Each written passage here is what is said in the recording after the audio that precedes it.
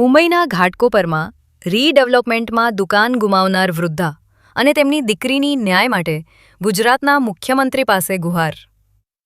મહારાષ્ટ્ર અને ગુજરાત સરકાર પાસે લેખિત મૌખિક અનેક રજૂઆતો છતાં ન્યાય મળતો નથી.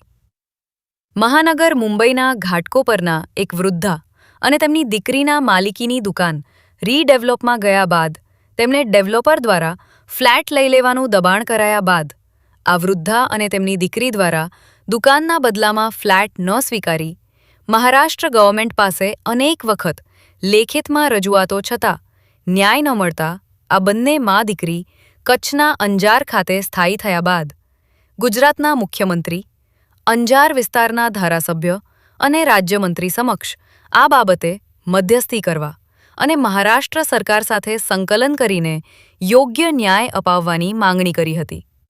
પાર્વતીબેન હસમુખલાલ વેગડ નામના 75 વર્ષીય વૃદ્ધા, જેઓ બોલી શકતા નથી, તેમના વતી તેમના દીકરી તરુણાબેન નરેશભાઈ રાઠોડે વિગતવાર જણાવ્યું હતું કે તેઓ તથા તેમની માતા મુંબઈના ઘાટકોપરમાં રહેતા હતા.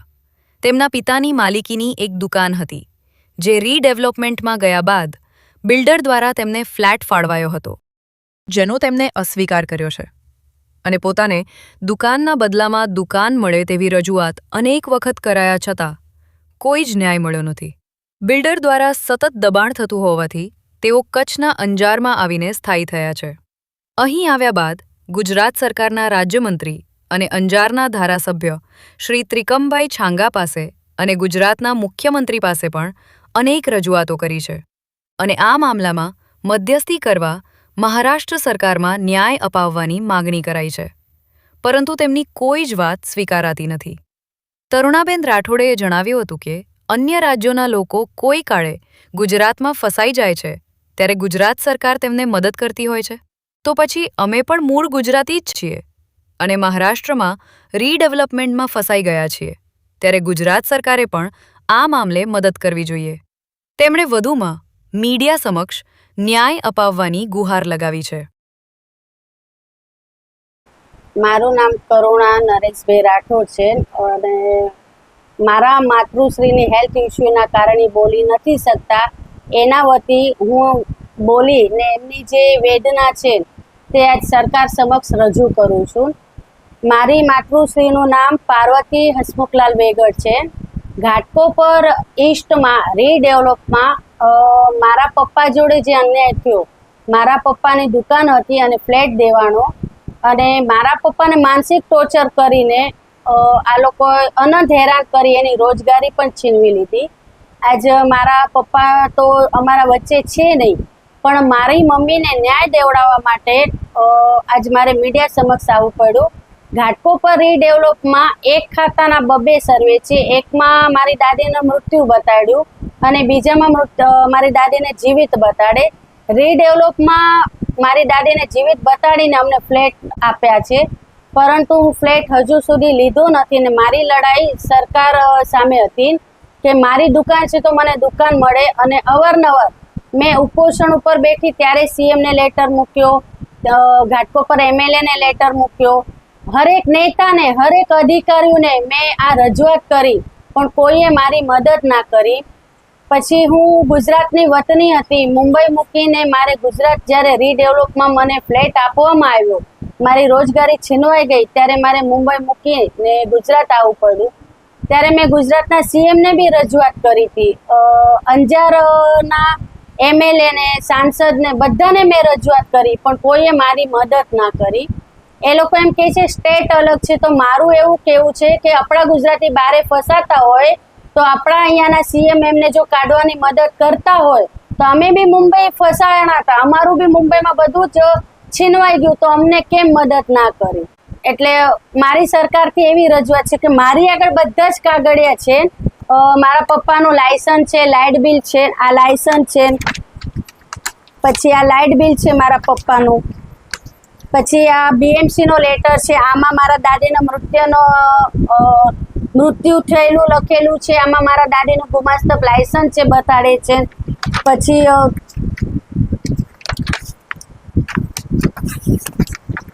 આની અંદર આ છે બિલ્ડરનો રીડેવલપ, એની અંદર મારા દાદીને જીવિત બતાડે છે અને બીએમસી વાળા મૃત્યુ બતાડે છે. તો હવે મારે આ ન્યાય માટે સરકાર આગળ માંગ છે કે બે રાજ્યના સીએમ સાહેબ અને જનતા વચ્ચે આનો ન્યાય થવો જ જોઈએ. અને જનતાથી બી મારી અપીલ છે કે મારા અવાજને સાથ સહકાર દઈ ને એક વિધવા મહિલાને ન્યાય દેવડાવે. મોદી સાહેબ મહિલા સશક્તિકરણની વાતો કરે છે, પણ અહીંયા મહિલાઓ ભેગા આવો અન્યાય કેમ થાય છે? બિલ્ડરનું નામ એવરેસ્ટ બિલ્ડર છે અને બિલ્ડર મને એવું કહે છે કે હું ઉપર સુધી હપ્તા પહોંચાડું છું, તો તમે 50 લાખ લ્યો અથવા ફ્લેટ લ્યો અને ગુજરાત ભેગા થઈ જાઓ. અને મને અવારનવાર ધમકીઓ આવે છે, જો મને કે મારા પરિવારને કાંઈ પણ થશે તો બે રાજ્યના પ્રશાસન આનું જિમ્મેદાર રહેશે. બિલ્ડરનું નામ એવરેસ્ટ બિલ્ડર છે. હું ગુજરાતના મુખ્યમંત્રી સાહેબને મળી 3 વખત, પણ મને કોઈ ત્યાંથી સારો જવાબ મળ્યો નહીં. એ બી મને એમ કહે છે ફ્લેટ લઈ લો, પણ મારી આગળ દુકાનના કાગળે છે, હું ફ્લેટ લઈને કરીશ પણ શું? અને ફ્લેટ લઉં તો પછી આ કાગળિયાનો મતલબ શું? આ કાગળિયા મને બીએમસીથી જ મળેલા છે, મેં તો બનાવેલા નહોતા. એટલે મેં ફ્લેટ હજી સુધી લીધો નથી અને મીડિયા સમક્ષ આવી ને મારી આ માંગની રજૂઆત કરું છું.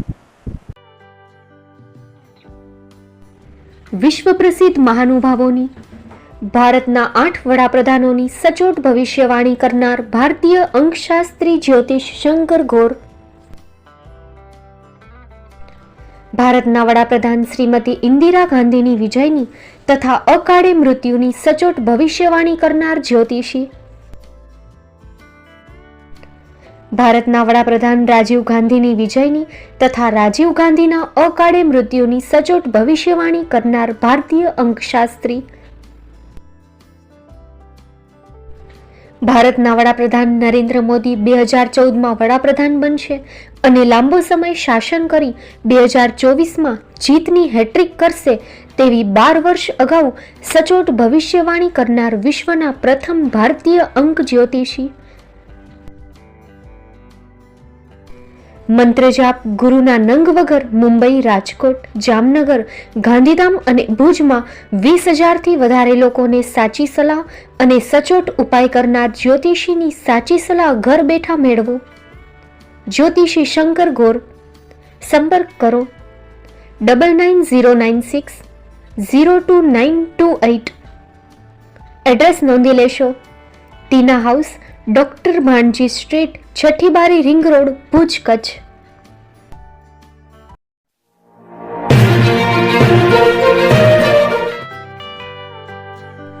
મુંબઈમાં ખૂબ જ જાણીતું નામ એટલે Bombay steel.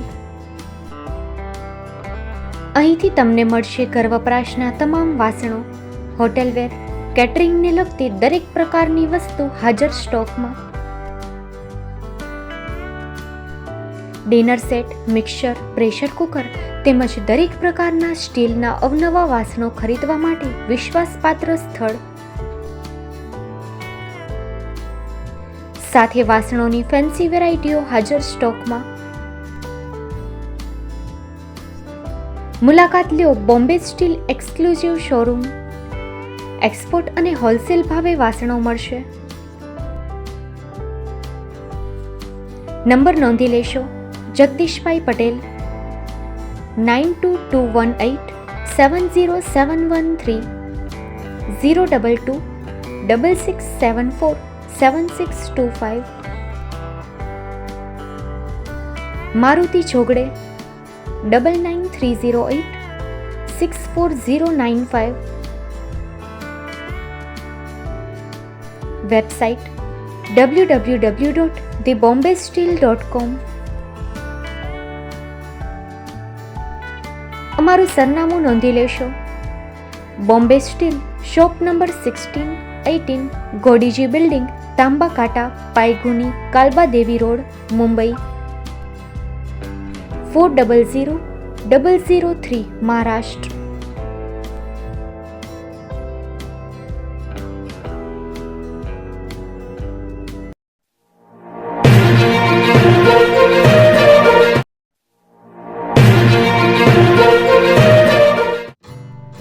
Shri Pratham sarees and lehenga department, designer studio. આપના શુભ લગ્ન પ્રસંગોને યાદગાર બનાવતું એકમાત્ર Shri Pratham sarees and lehenga department. Exclusive showroom.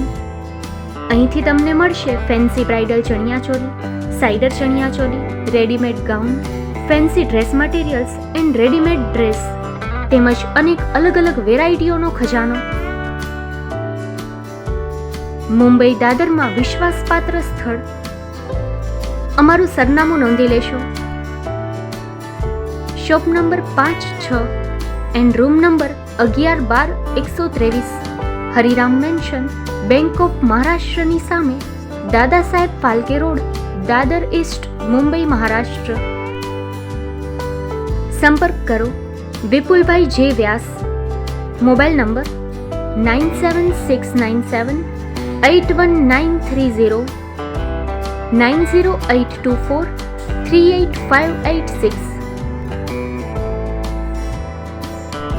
તો તમે રાહ કોની જુઓ છો? આવો, તમારા પરિવાર અને મિત્રને પણ સાથે લઈ આવજો.